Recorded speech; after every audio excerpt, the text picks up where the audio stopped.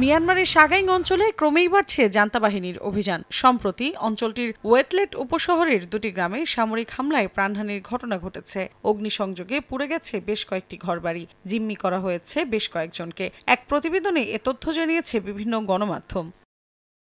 এরই মধ্যে নির্বাচনের আগে আরাকান ফ্রন্ট পার্টির চেয়ারম্যান ডক্টর আয়ে মাউংকে বিশেষ ক্ষমার ঘোষণা দিয়েছে জান্তা সরকার। পাশাপাশি তার সাজা মওকুফ করে নির্বাচনে অংশ নেওয়ার সুযোগও দিয়েছে তারা। জান্তা বাহিনী জানায়, শৃঙ্খলাভিত্তিক গণতন্ত্র ও ফেডারেল ব্যবস্থায় সহযোগিতার শর্তেই তাকে ক্ষমা করা হয়েছে। তবে রাজনৈতিক বিশ্লেষকরা বলছেন, রাখাইন রাজনীতিকে নির্বাচনী খেলায় টেনে আনার জন্যই এই কৌশল অবলম্বন করেছে সামরিক জান্তা, যাতে তাদের পরিকল্পিত ভোট প্রহসনে আঞ্চলিক বৈধতার আবরণ তৈরি হয়।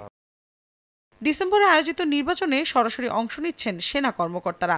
সামরিক সূত্র জানায়, সেনাবাহিনীর ৬ লেফটেন্যান্ট জেনারেল ইউএসডিপি দলের ব্যানারে নির্বাচনে দাঁড়াবেন। বিশ্লেষকরা বলছেন, এই ভোটের আসল উদ্দেশ্য হচ্ছে জান্তা প্রধান মিন অং হ্লাইংকে পার্লামেন্টের মাধ্যমে প্রেসিডেন্ট বানানো। সামরিক মনোনীত সাংসদ, ইউএসডিপি এবং অনুগত কর্মকর্তাদের ভোটেই তার এই লক্ষ্য পূরণ হতে পারে বলে জানা গেছে। মৌসুমী সাথী, সময় সংবাদ।